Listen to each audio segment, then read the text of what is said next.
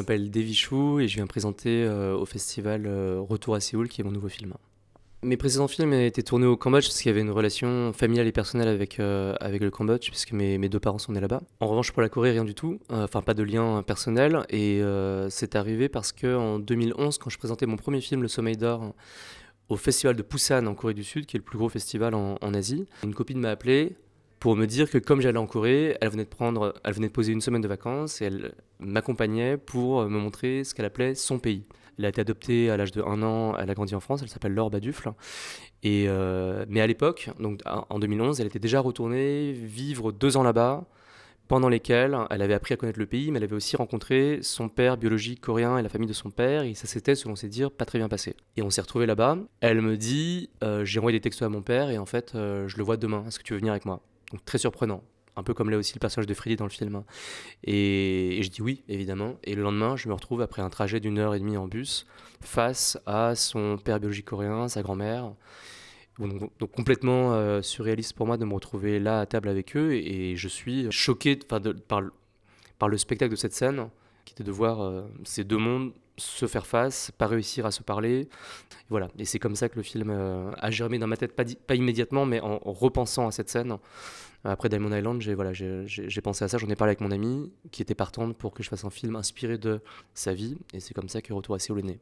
Alors c'est pas mon ami qui joue le personnage principal de Freddy, c'est une artiste plasticienne, peintre, qui s'appelle Park Jimin, dont c'est la première expérience au cinéma et qui avait jamais avant pensé à jouer la comédie.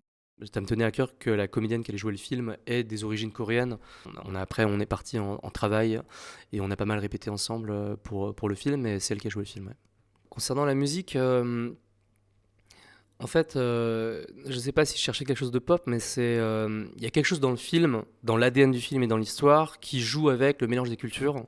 Ça crée pour moi une poésie particulière du film, et pour la musique, c'était un peu la même chose. C'était aussi mélanger des musiques coréennes, anciennes, contemporaines.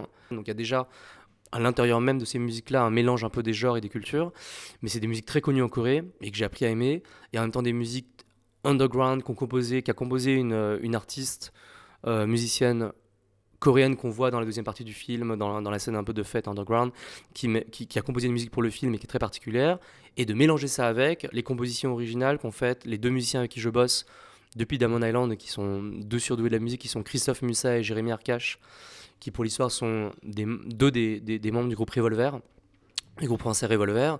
On avait déjà bossé ensemble sur Diamond Island, là on s'est vraiment amusé. Et donc notamment sur cette scène de danse où à la fin de la première partie, disons, Freddy se met à danser dans le vintage bar. Elle avait dansé sur une autre musique, et j'ai montré la scène aux musiciens qui ont à partir de là composé ex nihilo une musique.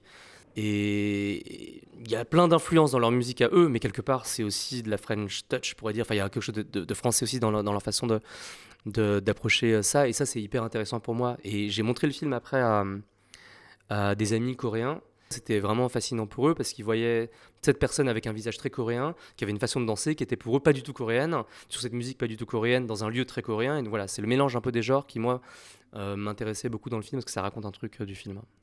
Bah, c'est sûr que ma connaissance de Séoul et de la Corée du Sud, elle reste très parcellaire parce que grosso modo, j'y suis allé souvent en festival, ce qui est une connaissance de la vie et de la culture quand même très fragmentaire, très alcoolisée, enfin très particulière, je dirais. Et donc beaucoup de recherches, beaucoup de questions posées avec les gens pour essayer de choper quelque chose d'authentique. Et après, on fait aussi avec sa propre expérience. Et je voulais éviter d'avoir une imagerie carte postale qui est quand même un peu la tentation un peu facile de ça.